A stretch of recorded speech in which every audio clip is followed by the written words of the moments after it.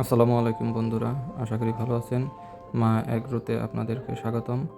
তো চলেন যাই আমাদের ভুট্টা জমিতে দেখতে পাচ্ছেন গত ডিসেম্বরের 1 তারিখে আমরা ভুট্টা লাগিয়েছি, আর আজ ডিসেম্বরের 15 তারিখ। এই ভিডিওটা করা হয়েছিল 13 তারিখে। তো 13 তারিখে পর্যন্ত আমাদের ভুট্টা গাছগুলো এত ছোটো হয়েছে, মাত্র 2 পাতা করে বের হয়েছে এবং আশা করি ভালো ফলন দেবে, কারণ আমাদের জমিতে গোবর, জৈব সার হিসেবে গোবর এবং রাসায়নিক সার হিসেবে পটাশ, মরক্কো, ইউরিয়া এবং কিছু জিপসাম, বোরন, জিঙ্ক এসব দিয়েছি। তো এর কারণে আশা করা যায় ফলন মোটামুটি ভালো হবে। বাকিটা আল্লাহ ভরসা, আল্লাহ যেমন দেবে ফলন তেমনই হবে, তাতে আমাদের সন্তুষ্ট থাকতে হবে। আর আমাদের 50% জমিতে তখন ভুট্টা রোপণ করেছিলাম, 55% জমিতে। আর দেখতে পাচ্ছেন সকালের সূর্যটা, মাশাআল্লাহ।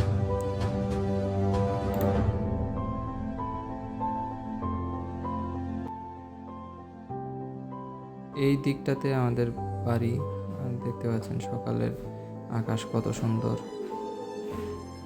আমাদের বাড়ি থেকে জমির দূরত্ব 30 সেকেন্ড, মানে হেঁটে বের হলেই জমিতে আসা যায়। আর এখানে আমরা 10% জমি ভুট্টা রোপণ করেছি 8 তারিখে, তাই এর অঙ্কুরগুলো এখনও বের হয়নি।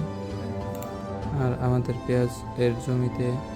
পেঁয়াজ এবং আলুর জমিতে দেখবেন যে ছাই দিয়ে দেওয়া হয়েছে, কারণ ছাই আলু এবং পেঁয়াজের জমিকে উর্বর রাখে, মাটিগুলো হালকা করে রাখে। তার জন্য মাটিতে ফলন ভালো হয়। আলুগুলো খুব দ্রুত বড় হতে পারে এবং চারদিকে ছড়তে পারে, বেশি জন্মাতে পারে। আর পেঁয়াজগুলো খুব দ্রুত বড় হতে পারে। পেঁয়াজ তো প্রথমে রোপণ করা হয় ছোট ছোট, তার পরবর্তীতে জমি যত উর্বর থাকবে তত পেঁয়াজ বড় হবে। আশা করি আমাদের ভিডিও আপনাদের অনেক ভালো লাগবে, ইনশাল্লাহ পাশে থাকবেন। আর এখানে আমরা দিয়েছি ডাঙা বা ডাটার বীজ রোপণ করেছিলাম, সেখান থেকে ডাটার চারা হয়েছে। তো আজ এ পর্যন্তই।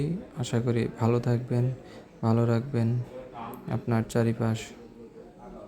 আর আমাদের ভিডিওটি ভালো লাগলে আমাদের পাশে থাকবেন, সাবস্ক্রাইব করে বেল আইকনটি বাজিয়ে দিবেন।